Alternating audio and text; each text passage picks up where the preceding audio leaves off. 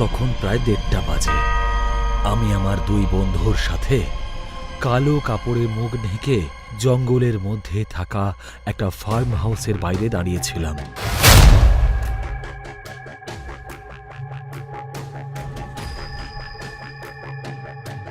আমরা 3 জনেই হাতে ছুরি নিয়ে কম্পাউন্ড ওয়াল টপকে বাড়ির ভেতরে পৌঁছলাম।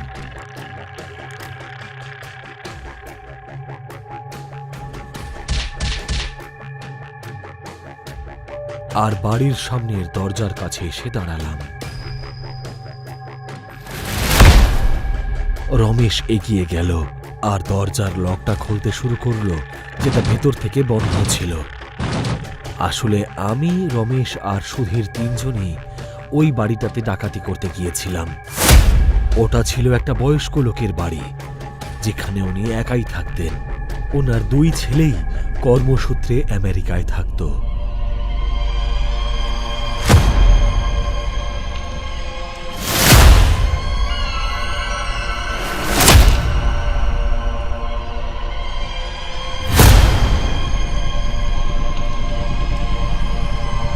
সুধীর কিছুদিন ধরেই ওই বয়স্ক ভদ্রলোক আর তার বাড়িটার উপরে নজর রেখেছিল, কারণ তার এক বন্ধু যে ওই বাড়িতে রান্না করত, সে বলেছিল যে দাদুর ঘরে একটা লুকোনো বাক্স আছে, যেখানে ভালো মাল লুকোনো আছে।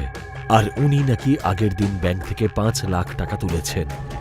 আর এমনকি সেদিন দুপুরবেলা যখন বুড়ো নদীতে মাছ ধরছিল, তখন তার ছিপে একটা সিন্দুক আটকে গিয়েছিল, যেটাকে উনি ঘরে নিয়ে এসেছিলেন।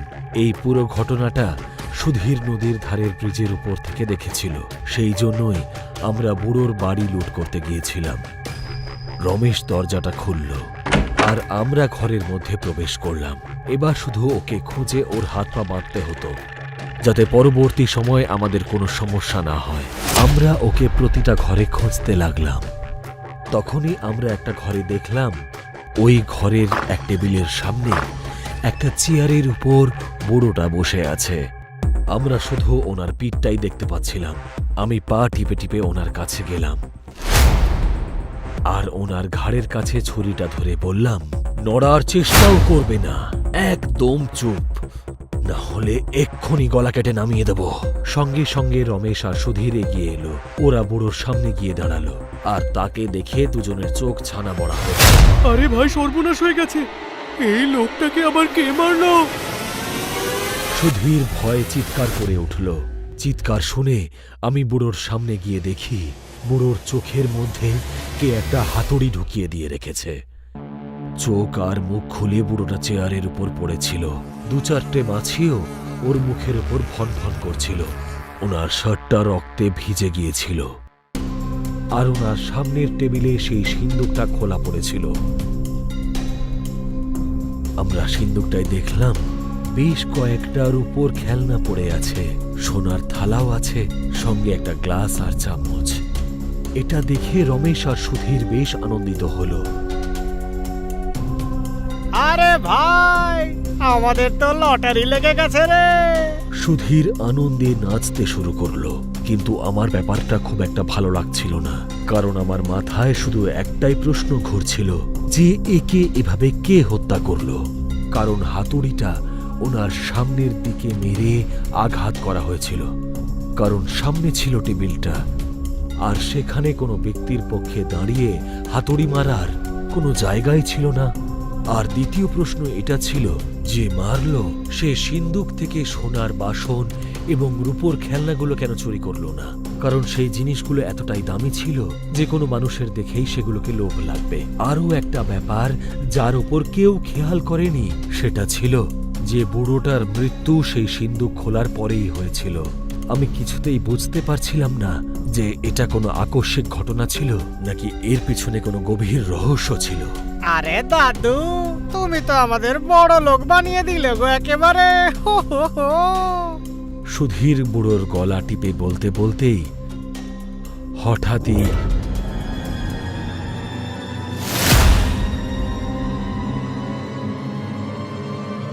বুড়ো উঠে দাঁড়িয়ে ওর গলা ধরে নিল আর ওর গলা টিপতে শুরু করল। বুড়োর এই অদ্ভুত ব্যবহার দেখে আমরা সবাই চমকে উঠলাম। সুধীর ছটফট করছিল। আমি আর রমেশ সুধীরকে সেই মুহূর্তে ছাড়ানোর চেষ্টা করছিলাম, কিন্তু উনি সুধীরকে খুব জোরে ধরেছিলেন। আমি এদিক ওদিক তাকালাম, আর তখনই টেবিলের উপর একটা মূর্তি দেখতে পেলাম। আমি মূর্তিটা তুললাম আর বুড়োর মাথায় জোরে মারলাম, কিন্তু তাতে ওর কিছুই হলো না। উল্টে ও ওর হাত দিয়ে ধাক্কা মেরে আমাদেরকে মাটিতে ফেলে দিল, আর তাতেই আমরা মাটিতে ছিটকে গেলাম। তখনই সে তার ডান হাত দিয়ে চোখের মধ্যে থাকা হাতুড়িটা বের করল আর সুধীরের চোখে ঢুকিয়ে দিল। সুধীর জোরে চিৎকার করল, কিন্তু ওই বুড়োটা না থেমে সুধীরের চোখে বারবার আঘাত করতে লাগলো। এই দৃশ্য দেখে আমিও চিৎকার করে উঠলাম। সেই বুড়োটা সুধীরকে মেরে মেরে ওর মুখটা পুরো শেষ করে দিল, আর ওকে মাটিতে ধাক্কা মেরে ফেলে দিল। সুধীর মাটিতে পড়ে গেল, পুরো মেঝেটা ওর রক্তে মেখে গেল। তখনই বুড়োটা আমার দিকে তাকালো আর একটা অদ্ভুত ভাবে হাসতে লাগলো। সম্ভবত ও বলার চেষ্টা করছিল যে এবার পালা আমার ছিল। সেই বুড়োটা হাতুড়িটা আবার চোখের সামনে তুলল আর আমার দিকে তাকালো। ওনার সেই চোখ দেখে আমার গায়ের লোম খাড়া হয়ে গেল, আর সেই ঘর থেকে আমি পালিয়ে গেলাম। আমি দরজা খুলে ঘরের বাইরে এলাম, পাঁচিল টপকে বাইকের কাছে পৌঁছলাম।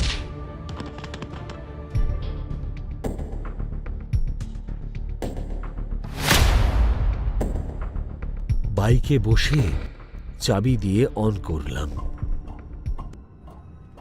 কিন্তু বাইক চালু হচ্ছিল না। ভয়ে আমার ঘাম ছুটতে লাগলো। আমি কিক মেরে বাইক স্টার্ট করার চেষ্টা করলাম। ঠিক তখনই বাড়ির ভেতর থেকে রমেশের চিৎকার শুনতে পেলাম। ও সম্ভবত ছুটতে ছুটতে আসছিল। যখন আমি ঘুরে দেখলাম, ও দেওয়াল টপকে বাইরে এলো আর এসে বাইকে আমার পেছনে উঠে বসলো। ভাই তাড়াতাড়ি চল, নয়তো আমাদেরকে মেরে ফেলবে। হাঁপাতে হাঁপাতে রমেশ আমাকে বলল। আমি তখনও বাইক স্টার্ট করার জন্য কিক মারছিলাম। তখনই আমি পাঁচিল থেকে কিছু পড়ে যাওয়ার শব্দ পেলাম। আমরা দুজনেই ঘুরে দেখলাম যে সুধীর ওখানে পড়ে আছে, আর ওর মুখটা ছিন্ন ভিন্ন হয়ে আছে। ও উঠে দাঁড়াতেই আমরা ওর হাতে ওই অশুভ হাতুড়িটা দেখলাম, আর আমরা জানতাম যে সুধীর মারা গেছে, আর ও আমাদেরকেও ওখানে মারতে এসেছে। আরে ভাই তাড়াতাড়ি বাইকটা চালা। রমেশ চিৎকার করে বলল। আমি ঈশ্বরের নাম নিয়ে বাইক স্টার্ট করলাম, আর বাইক স্টার্ট হয়ে গেল। ততক্ষণে সুধীর রমেশকে ধরে ফেলেছে। আমি বাইক নিয়ে পালিয়ে গেলাম, কিন্তু সুধীর রমেশকে বাইক থেকে টেনে নামিয়ে নিয়েছিল। এই সব ঘটনার দরুন বাইক ডিসব্যালেন্সড হয়ে সামনের কাছে গিয়ে ধাক্কা মারল, আর তাতেই সেখানে আমি পড়ে গেলাম। আমার খুব চোট লেগেছিল। তখনই আমি রমেশের চিৎকার শুনতে পেলাম, আর চিৎকারের দিকে তাকাতেই আমার গায়ের লোম খাড়া হয়ে গেল, কারণ সেখানে সুধীর রমেশের মুখে বারবার হাতুড়ি মেরে যাচ্ছিল। এই দৃশ্য দেখে সেখান থেকে আমি পালিয়ে গেলাম। আমি জঙ্গলের রাস্তা ধরেই নিজের প্রাণ নিয়ে পালাতে শুরু করলাম। পালানোর সময় একবারও পিছন ফিরে তাকাইনি আমি।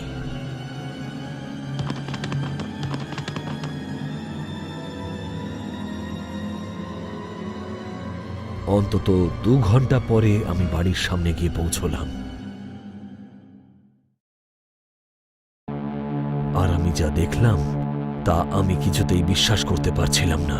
কারণ বাড়ির সামনেই আমি সেই বাইকটা দেখতে পেলাম, যেটা আমি ওই পোড়োর ফার্ম হাউসের বাইরে ফেলে চলে এসেছিলাম।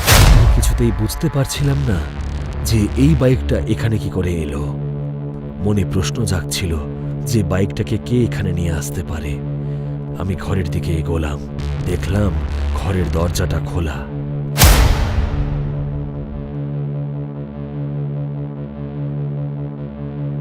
আমি ঘরের ভেতর ঢুকে দেখি আমার স্ত্রী ওই সিন্দুকটার সামনে দাঁড়িয়ে আছে, আর সেই টেবিলে ছিল সেই খুনি সিন্দুকটা। আর তার পাশেই পড়েছিল সেই অশুভ হাতুড়িটা, কিন্তু তাতে বিন্দুমাত্র রক্ত লেগেছিল না। ইন্দু, সিন্দুকটা থেকে দূরে সরে যাও বলছি! আমি দূর থেকেই চিৎকার করে বললাম, কিন্তু ইন্দু আমার কথায় পাত্তা দিল না। ওর নজর ছিল হাতুড়িটার দিকে। ওকে এইভাবে দেখে আমার মনে প্রশ্ন জাগলো, আর ওর দিকে আমি দৌড়ে গেলাম। আর ওর কাছে পৌঁছানোর আগেই ও হাতুড়িটা তুলে নিয়েছিল আর সজোরে নিজের চোখেই প্রহার করল, আর সঙ্গে সঙ্গে নিচে পড়ে গেল। আমি ওর কাছে পৌঁছতে দেখি ও যন্ত্রণায় ছটফট করছে। হাতুড়িটা ইন্দুর চোখের ভেতরে ঢুকেছিল।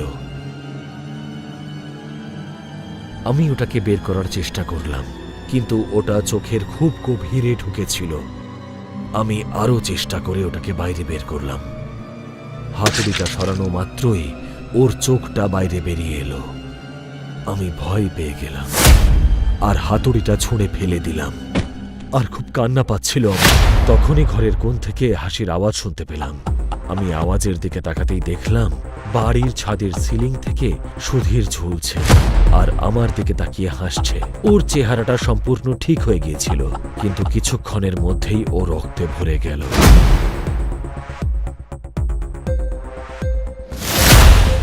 তোরা আমার বাক্স চুরি করার চেষ্টা করেছিলি, তাহলে তার শাস্তি তো তোদের পেতেই হবে। সুধীর ভয়ঙ্কর গলায় বলল, কিন্তু আমার কেন জানি না মনে হচ্ছিল ওটা সুধীর ছিল না। সুধীরের মধ্যে কোনো আত্মা প্রবেশ করেছে। সঙ্গে সঙ্গে আমি এটা বুঝতে পারলাম যে সুধীরই ছিল যে ওই সিন্দুকটা আমার বাড়িতে নিয়ে এসেছিল। সঙ্গে সঙ্গে সুধীর সোজা হয়ে দাঁড়িয়ে আমার দিকে এগোতে লাগলো। এটা দেখা মাত্রই আমি সেখান থেকে পালিয়ে গেলাম, কারণ আমি জানতাম যদি আমি সেখান থেকে না পালাই তাহলে আমার অবস্থাও সুধীরের মতনই হবে। আমি বাড়ির বাইরে এলাম আর বাইরে থেকে ঘরের দরজাটা বন্ধ করে দিলাম আর দৌড়ে হনুমানজির মন্দিরের দিকে এগোলাম।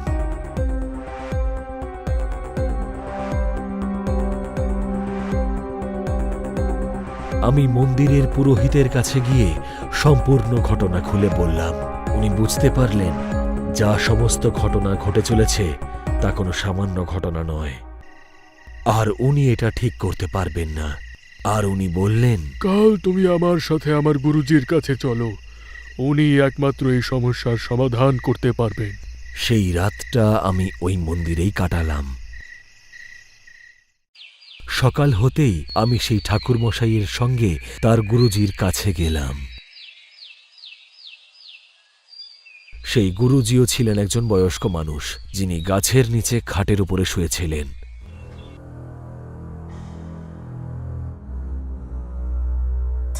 উনি গুরুজিকে সবকিছু খুলে বললেন, আর গুরুজি আমাকে তার পাশে ডাকলেন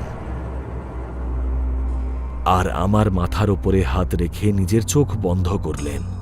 কিছুক্ষণ পরে নিজের চোখ খুললেন আর বললেন, যে অতৃপ্ত আত্মা তোমার পিছু ধরেছে তার বয়স অনেক, আর সেই কারণেই সেই আত্মা বেশি শক্তিশালী। কারণ আত্মা যত পুরনো হয় ততই শক্তিশালী হয়ে ওঠে। কিন্তু গুরুজি, এই আত্মাটা কার, আর আমাদের পেছনেই বা কেন পড়ে আছে? আমি গুরুজিকে জিজ্ঞেস করলাম। তখন উনি উত্তর দিলেন, এটা এক জমিদারের আত্মা। এই আত্মা প্রায় 150 বছরের পুরনো। 150 বছর আগে এই জমিদার যখন এক বাণিজ্য থেকে ফেরার সময় সিন্দুক করে অনেক গয়নাগাটি নিয়ে যাচ্ছিল, সেই সময় দলের লোকেরা তাকে লুট করল। জমিদার তাদেরকে শাসালেন যে তিনি কাউকে ছাড়বেন না, সবাইকে খুঁজবেন আর এক এক করে মারবেন। তখনই তার মধ্যে থাকা এক পালোয়ান এসে সেই বাক্সের মধ্যে থাকা হাতুড়ি বাইরে বের করল আর জমিদারের চোখের ওপর আঘাত করল। ওই হাতুড়িটা এত জোরে মেরেছিল যে হাতুড়িটা সোজা মস্তিষ্কে ঢুকে গেছিল। তারপর ওরা জমিদারের দেহটা সেই জঙ্গলে পুড়িয়ে সৎকার করে দেয় আর ওই সিন্দুকটা নিয়ে ওখান থেকে পালিয়ে যায়। কিন্তু জমিদারের আত্মা খুবই লোভী ছিল আর প্রতিশোধের আগুনে জ্বলছিল। ও এতটাই পাপ করেছিল যে ওর আত্মা কখনোই শান্তি পেত না। ও এক এক করে সব লোকেদের প্রাণ কেড়ে নিল। তারপর এক এক করে সব সোনাগুলো জমিয়ে সেই বাক্সে ভরতে লাগলো। কিন্তু তারপর সেই গয়নাগুলো যদি কেউ হাত দিত বা কেউ চুরি করার চেষ্টা করত, তাহলে জমিদারের আত্মা তাকে খুন করে ফেলত। 20 বছর ধরে ওই বাক্সটা নদীতে ভেসেছিল, কিন্তু ওই বয়স্ক ভদ্রলোক মাছ ধরতে গিয়ে ভুল করে বাক্সটা নিয়ে ফেলেছে। আর বাক্সটা খুলতেই জমিদারের আত্মা তাকে হত্যা করেছিল। তারপর তোমরা 3 জন ওই বাক্সটা চুরি করার চেষ্টা করেছিলে, সেই জন্যে ওই আত্মা তোমার বন্ধুদের মেরে ফেলেছে। এরপর তোমাকেও মেরে ফেলবে। আমাকে দয়া করে সাহায্য করুন, আমি মরতে চাই না, দয়া করে সাহায্য করুন আমাকে। আমি গুরুজির কাছে অনুরোধ করতে লাগলাম। তখন উনি বললেন, ওই সিন্দুকটা অভিশপ্ত। যদি আমাদের ওই অভিশাপটাকে নষ্ট করতে হয়, তাহলে আমাদের কাছে মাত্র 2টো উপায় আছে। এক, আমরা সেই জমিদারের আত্মাকে মুক্তি দিতে পারবো, আর 2, ওই সিন্দুকের বাক্সটাকে ভেঙে ফেলতে পারবো। জমিদারের লাশে বা ওর অবশিষ্ট হাড় গড়ে যতক্ষণ না ওর উত্তরাধিকারী মানে ওর ছেলেকে দিয়ে অগ্নি সংস্কার না করা হচ্ছে, ততক্ষণ ওর আত্মা শান্তি পাবে না কিছুতেই। কিন্তু তোমার কাছে ওর উত্তরাধিকারীকে খোঁজার বা ওই জমিদারের সব দেহ খোঁজার সময়টুকু নেই। তার আগে ওই জমিদারের আত্মা তোমায় মেরে ফেলবে। সেই জন্যে বাক্সটাকে নষ্ট করে ফেলাই তোমার পক্ষে সহজ হবে। যখন এই সিন্দুকটা গলে যাবে, তখন এটাকে নদীতে ভাসিয়ে দিও। গুরুজি আমাকে বললেন, আর ওনার কথা মতো আমি সিন্দুকটাকে আগুনে পুড়িয়ে ফেললাম। সিন্দুকটা সম্পূর্ণ পুড়ে গিয়ে যখন গোলাকার ধারণ করল, সেটাকে ঠান্ডা করে আমি একটা নদীতে ভাসিয়ে দিলাম।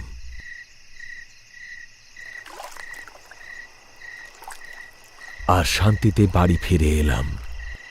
আর এইভাবেই জমিদারের আত্মা আমার পিছু ছাড়ল।